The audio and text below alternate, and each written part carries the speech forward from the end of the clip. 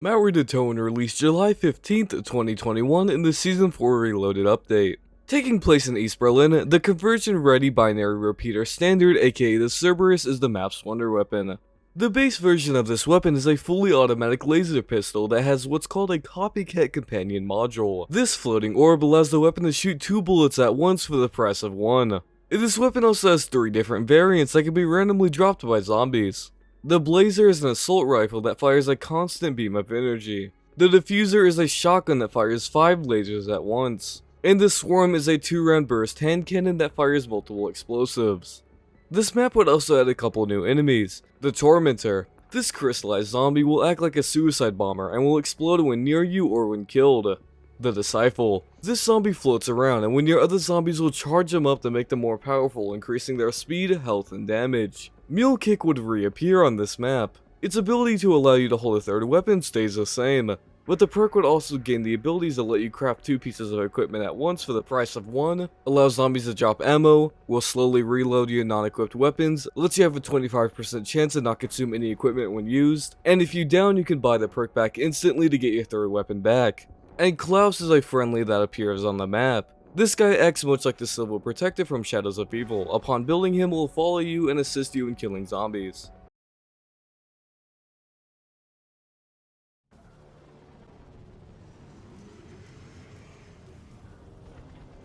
Requiem strike team. The traitor Valentina is somewhere in Berlin. You must stop her, or your pilot friend will face my fate. Okay, so as the first thing, I should probably talk about why this isn't Outbreak Round 100. So basically, I started doing Outbreak. The first attempt I got disconnected, the second one I died, and then I started having internet issues for like maybe a week and a half, almost 2, somewhere around that. And in that time frame, I couldn't play any game, let alone Cold War. My ping was hard stuck at like 2000, and it would go out like 20 times a day. Like there was a point in like a 15-minute time span where it went out like 5 times. So there was nothing I could do about that. But now it's finally fixed. It's working perfectly. It's not going out. So I thought, bam, I can finally get on it, go back, get on Cold War, try to do Outbreak. But every single time I try to play Outbreak, I always get disconnected like an hour and a half in. Every single time. There was 4 separate attempts. I got on. Every single time I would get disconnected exactly about like an hour 30 in. I thought my internet was still being weird, but no, every other game was working completely fine. I thought, oh, then it's just gotta be Battle.net or Cold War itself, so I wasn't sure. The only thing I could think of would be to like get on malware or something and see if that would work. And I have no fucking idea, man. I don't want to keep wasting time on Outbreak because at this point it's been like what, 2-3 weeks since Firebase, and I've always had a rule that if I'm stuck on a map for more than 2 weeks, I just gotta skip it, and then I'll have to come back to it on a later date.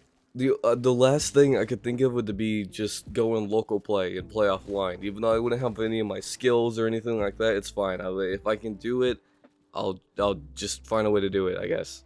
But the thing is, you can't play local play on PC. It's only on consoles, so that blows. So for now, I'll substitute Outbreak for Dawn Fong and Terra Maledicta and what's it called, Vanguard, and maybe I'll get back to it in the future. But for now, this is just what we're gonna have to do.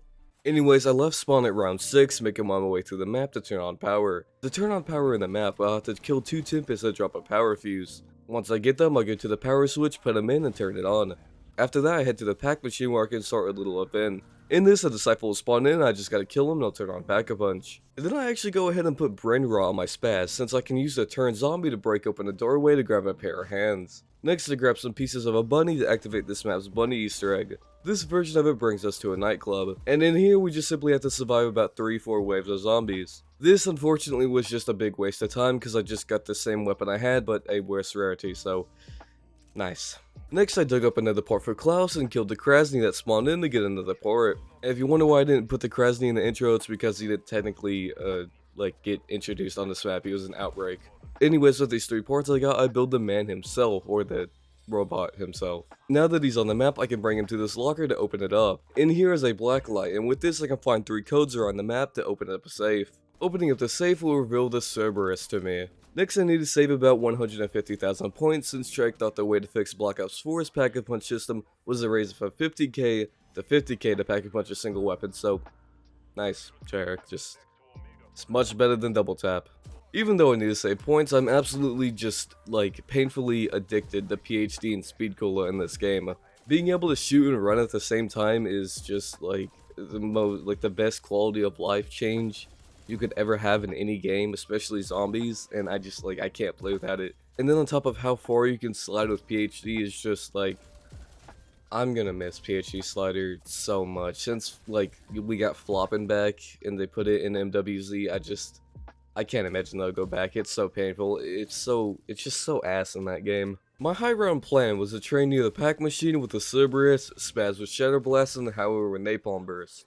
Although at the time I wasn't sure if I was going to get the ray gun of the Howler, because I remember the ray gun being really good against the Disciples and the Krasny, but that might have changed since then. At round 32 I was going to start hitting the box, but I checked the Howler roll by first, and since it turned purple I decided fuck it, I'm just going to buy this since I have enough salads to get it to legendary. While I was gathering points for all the stuff I gotta buy, I ran into the mud area to buy some armor, and I remembered there was a trap back there that I don't think I've ever used, so I tried to buy it, but turns out what I thought was a switch was actually a wall buy, and it took my crbr-s. Thanks, Treyarch. Thankfully, the crbr-s is extremely common from the trials, and I got it on the first trial I did.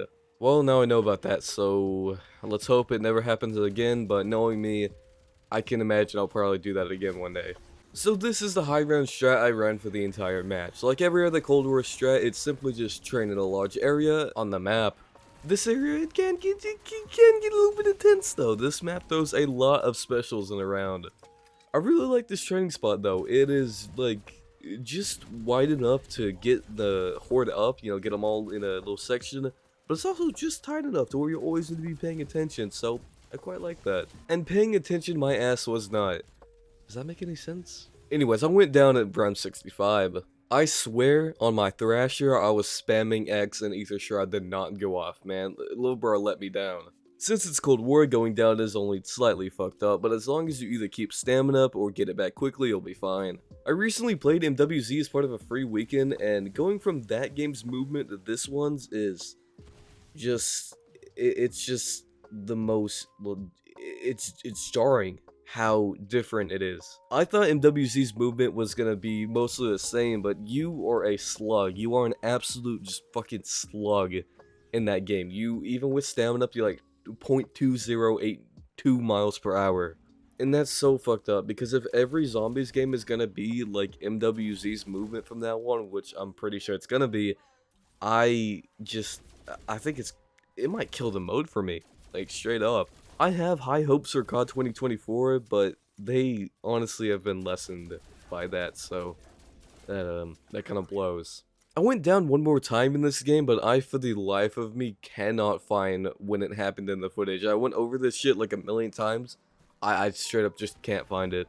I gotta say, I don't understand the special spawns in this game at all. When playing this map, it's like one round you'll have Manglers and Disciples spawn in, and then next round you'll have just the Krasny, or then maybe sometimes you'll only get Manglers, and then sometimes you'll only get Disciples, and then sometimes you'll get a Disciple with the Krasny, and then maybe you'll get a Mangler with the fucking Krasny, and I don't get it.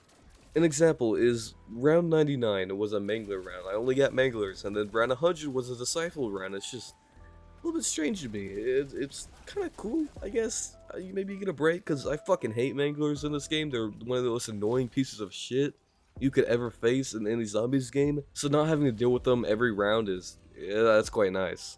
Can't really think of anything else, so let's get into the tier list. Mauer is definitely going to go high on the list. It's an amazing map. Going back to it made me realize it's a very small map. There's not a lot of space into it. There is, 3 buildings you can go into, and they're not very big. It's only like 2 floors, and the first floor is always pretty goddamn small. And then it's like 2 streets, and like one area with like that pack area, and the underground area, that's obviously going to be pretty small. It's very close quarters, so I thought that was a little weird. I feel like it's maybe only a little bit bigger than the machine. I'm like 98% sure Firebase is the biggest map on this game. That's not a deal breaker though. Like the amount of space that's in the map is used very well, and it's the layout's still pretty goddamn good. The Cerberus is one of the coolest wonder weapons and most powerful probably in any zombies game. It is fucking awesome. I love it so much. It's a shame that it was never added to Outbreak because that mode really could have used it. It's unfortunate that the base variant is the strongest one because that makes all the other ones feel kind of useless, so that sucks. The double bullet though is cool. I feel like they kind of wanted to have double tap in the game, but they didn't want to like actually add it, so I thought, oh, double tap, but wonder weapon. I don't know, that's fucking probably not, but yeah, I still rather have double tap. Disciples are insanely annoying, but not a bad annoying, more like they do their job as good enemies that you feel like you needed to eliminate fast. It's like, oh damn, that son of a bitch is annoying, I gotta kill that motherfucker. Like that kind of type beat. And I love the main quest, the Valentina boss fight is very good, it's another highlight of the map. Overall, I think, Love. I think Love's a good placement for the map. It's got, like I said, great layout, great wonder weapon, great enemies, great main quest. It's just, all around, an absolute banger of a map. Run 100 was hit in about 3 hours and 34 minutes, which is insane because just like the last two maps, this took almost 8 hours the first time I did it. I guess I'm just killing zombies faster or something, or actually now that I think about it, the rampaging these would probably help a lot.